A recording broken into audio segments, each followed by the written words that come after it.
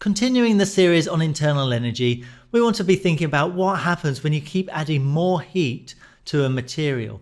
So what happens when something melts or when it boils? Let's focus on getting the vocabulary right first, because there's a few transformations we need to know about. Now, the three states are solid, liquid and gas. Some of you may have heard of the super high temperature plasma, but let's ignore that. So, right, 3 states, 6 transformations. Can you name them all? I've already said melt and boil, so I'll give you those. So try to think of the words for the others.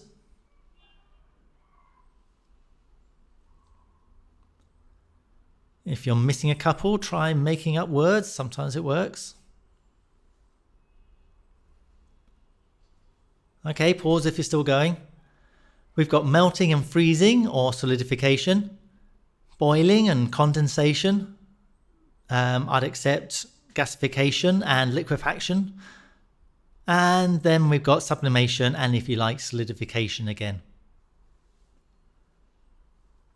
When we heat a material, it gains internal energy.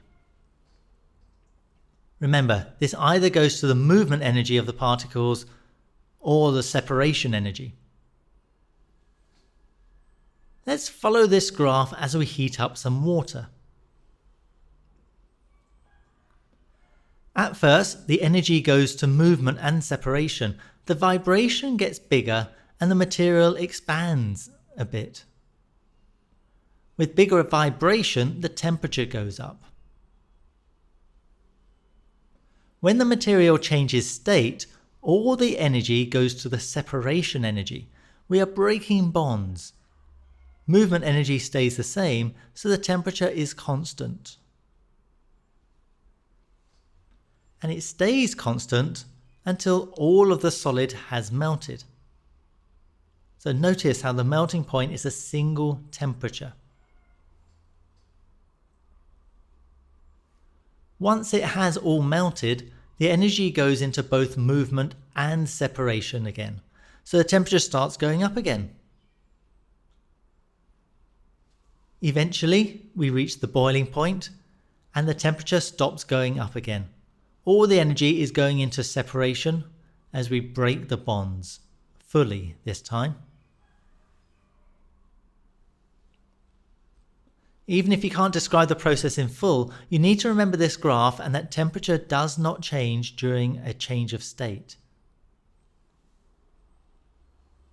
Now that means we'll need different equations for calculations, so remember that this one does not have temperature in it, because temperature does not change.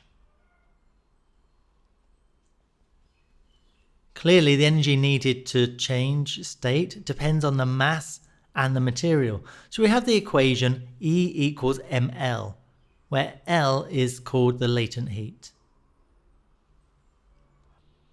You'll need to know how to measure this, so that should be your next video.